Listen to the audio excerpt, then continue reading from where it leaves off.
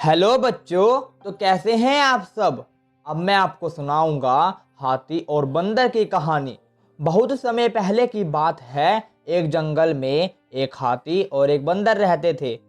बंदर बहुत ज़्यादा फुर्तीला था और तेजी से पेड़ों की टहनियों पर और शाखाओं पर भाग सकता था और ऊंचे से ऊंचे पेड़ों पर चढ़ सकता था। और हाथी बहुत शक्तिशाली और ताकतवर था और बड़े बड़े पेड़ों को तोड़ मोड़ सकता था। वो अपने पैरों से झाड़ियों को रौंद कर रास्ता बना सकता था। हाथी और बंदर दोनों को अपनी अपनी खूबियों पर गर्व था और वे दोनों अपने आप को दूसरे से बेहतर समझते थे। और आए दिन उनमें यही बहस चलती रहती थी कि कौन ज़्यादा बेहतर है। इसी बहस को लेकर आए दिन हाथी और बंदर में तेजी और ताकत दिखाने का मुकाबले होते रहते थे। लेकिन हमेशा हाथी और बंदर दोनों ही जीत जाते थे। एक दिन उन्होंने तय किया कि आज तक हमने कई मुकाबले किए लेकिन दोनों में से बेहतर कौन है पता ही नहीं चला। और फिर हाथी और बंदर इसी बात पर एक दूसरे से बहस करने लगे। हाथी और बंदर जिस पेड़ के नीचे बहस कर रहे थे उसी पेड़ के ऊपर एक उल्लू बैठा था। उल्लू बहुत ही बुद्धिमान था। उल्लू रोज हाथी और बंदर की बहस को देखता। हाथी और बंदर की रोज रोज की बहस को देखकर उल्लू भी तंग आ चुका था। इसलिए उल्लू ने सोचा कि आज इनके इस मुद्दे को हल करना ही होगा और इन्हें बताना होगा कि हाथी और बंदर में कौन ज्यादा बेहतर है। इसलिए दोनों की बहस सुनकर उल्लू बोला, तुम दोनों रोज इसी बात पर झगड़ा करते रहते हो कि दोनों में से कौन बेहतर है और मैं तुम्हारे रोज के झगड़े और बहस से तंग आ चुका हूँ। इसलिए आज मैं ये फैसला कर देता हूँ कि दोनों में से बेहतर कौन है। फिर उल्लू ने कहा कि नदी के पार एक बहुत बड़ा पेड़ है। उस पेड़ पर एक स्वर्ण फल लगा है।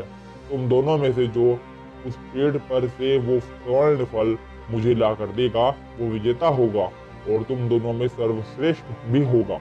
यह सुनकर हाथी और बंदर दोनों खुश हुए कि चलो आज पता चल जाएगा कि दोनों दोस्तों में से कौन ज़्यादा बेहतर है और किसकी खूबियाँ ज़्यादा उपयोगी हैं।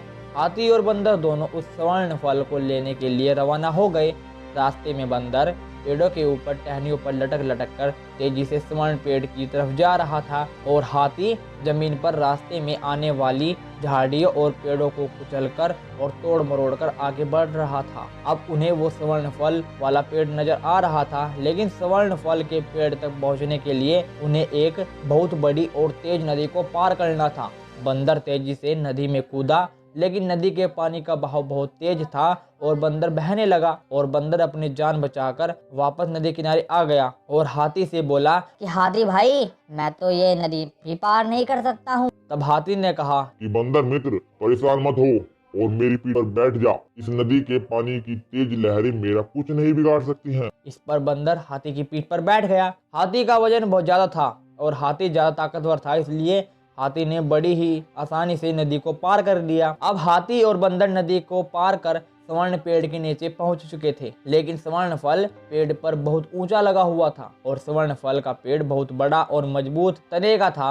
हाथी ने अपनी सूंड से पेड़ को पकड़कर हिलाने की कोशिश की, लेकिन स्वर्ण फल के पेड़ के तने को मोटा और मजबूत होने के कारण हाथी उसे तेजी से नहीं हिला पाया और स्वर्ण फल तोड़ने में असफल रहा। तब हाथी ने बंदर से कहा, मित्र, मैं भी स्वर्ण फल को तोड़ने में असफल रहा हूँ। लगता है ये स्वर्ण फल हम प्राप्त नहीं कर सकते। इस पर बंदर ने कहा, मित्र परेशान की होते हो, तुम्हारा मित्र कब काम आएगा। यह कहकर बंदर तेजी से स्वर्ण फल के पेड़ पर चढ़ गया और एक टहनी से दूसरी टहनी पर छलांग लगाते हुए स्वर्ण फल के पेड़ के ऊपर की टहनी पर पहुंच गया और स्वर्ण फल को तोड़कर हाथी को लाकर दे दिया।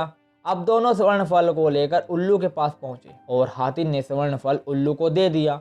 उल्लू ने कहा कि अब मैं तुम दोनों में से विजेता कौन है घोषित कर देता हूँ। लेकिन हाथी ने कहा, नहीं उल्लू महाराज, अब विजेता घोषित करने की आवश्यकता नहीं है, क्योंकि हमें समझ आ चुका है कि हम दोनों की ही शक्तियाँ अपनी अपनी जगह बहुत महत्वपूर्ण हैं। बिना दोनों की शक्तियों का उपयोग किए ये स्वर्ण फल लाना संभव नहीं था, इसलिए इस परीक्षा में हम दोनों ही विजेता हैं। तब उल्लू ने दोनों को कहा कि मित्रों, ईश्वर ने सभी प्राणियों को अलग अलग शक्तियाँ और खूबियाँ प्रदान की हैं और सभी प्राणियों की शक्तियाँ का अलग अलग जगह पर अलग अलग महत्व है। कभी भी अपनी शक्तियों पर घमंड मत करो। अब हाथी और बंदर सारी बात समझ चुके थे और उन्होंने यह तय किया कि आज के बाद वो अपनी शक्तियों पर घमंड नहीं करेंगे और एक दूसरे का सम्मान करेंगे। तो बच्चों, इस कहानी से हमें यह शिक्षा मिलती है कि कभी भी अपनी शक्तियों पर घमंड नहीं करना चाहिए और एक दूसरों की शक्तियों का सम्मान करना चाहिए और मिलजुल कर एक दूसरे की मदद करनी चाहिए।